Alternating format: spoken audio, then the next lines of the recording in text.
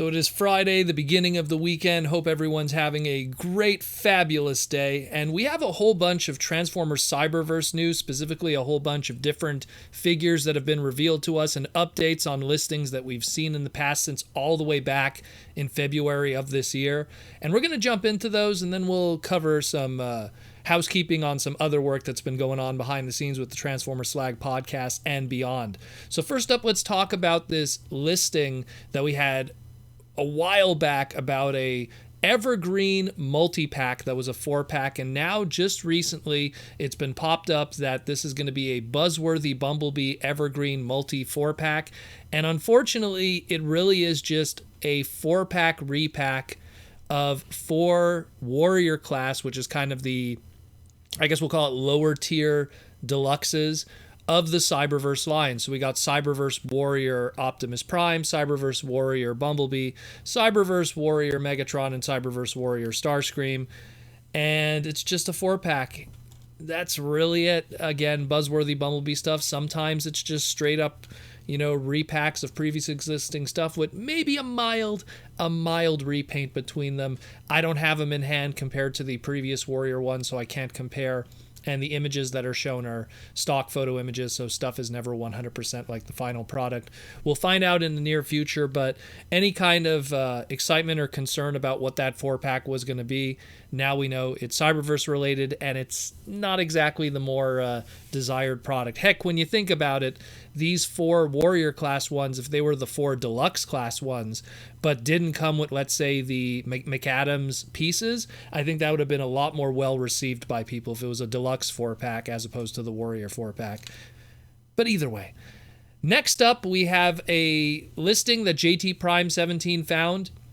It was found within the Walmart listings, and it was that of a Transformers Bumblebee Adventures, Cyberverse Adventures, whatever you want to call the trademark right now for that series, of a deluxe class, aka a Warrior Class in this case, of Dead-End. Now, we knew the listing from a while back that Dead-End was going to get a Warrior Class figure, but we didn't really know what it looks like. Now we have this still image of the robot mode. Doesn't look too bad. Again, Dead-End up to this point in his Cyberverse equivalency has only had that smaller Scout Legend scale in the line, and we all know how those are with Cyberverse. They don't even really have alt modes. They kind of have these like half alt modes. So this is really cool. At least have a Dead-End figure that actually transforms, even though unfortunately it's the Warrior Class, which is the lower tier of the deluxes. It's still better than nothing, and he was kind of a cool character in season 3, so hey, I always try to get the best version of every character in these multi kind of price point kind of stuff where most of it is really ultimately a waste of purchase. So to get the best version of Dead-End that we could possibly get up to this point, sign me up. And last but not least, we're going to jump into Transformers Cyberverse's continuation of the Dinobots Unite subline. It's going to obviously link to what's going on with the 2 TV movies or TV specials with Netflix that'll be initially airing. Now, a reminder again, all of these toys, despite the fact that they have all these gimmicks, might not be a direct indication of what the narrative of the story will be. Cyberverse has been notorious for having a lot of gimmicks within their lines, but those gimmicks do not reflect how the characters will be in the show. Much like the Arc Optimus Prime and how that wasn't a thing, or a lot of those Energon armors. And it's the same thing here with the Dinobots Unite. There's a line-wide kind of gimmick that's been going on with the roll and combine kind of thing, or which is very similar to the Crash Combiners. And we have this here where we got yet another kind of roll and combine thing going on, and it's that of Wheeljack and Grimlock in a 2-pack that combine to make, get this, WheelGrim. So, it looks okay. I mean, for what it is, if you're familiar with the Crash Combiners from Robots in Disguise 2015, it's the same kind of gimmick. You put them together, they make a kind of simple combiner, top and half transformation. Also kind of even harkens back all the way to Super Link and Energon with the power linking and stuff like that. But the Wheeljack's interesting. It has a very interesting kind of alt mode. Got these like claws on the front and a mixture. And Grimlock is Grimlock. We've had so many Cyberverse Grimlock toys, and now we have yet another. The combine mode is interesting for multiple different reasons. Number one, the combined mode, robot mode head has a Grimlock's kind of crown thing going on. So I kind of appreciate that. That's pretty cool. What's bizarre is his dino mode, like the front of his dino mode is like busting out of his chest a la Xenomorph chest buster style from Aliens. Kind of weird. But either way, it's interesting. Again, these are always limited by the gimmick, so there's only so much that they could do with them. I appreciated it when it was the Crash Combiners back in 2015 with Robots in Disguise and what they were trying to do from a gimmick perspective.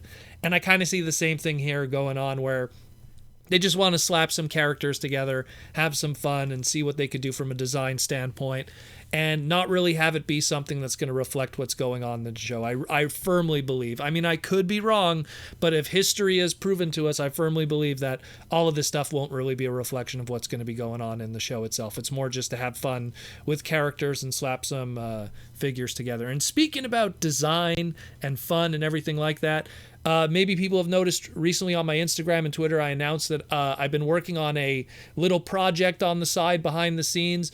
It's the Toy Armada with Aaron Archer. It's going to be a little podcast on the side that we're going to do.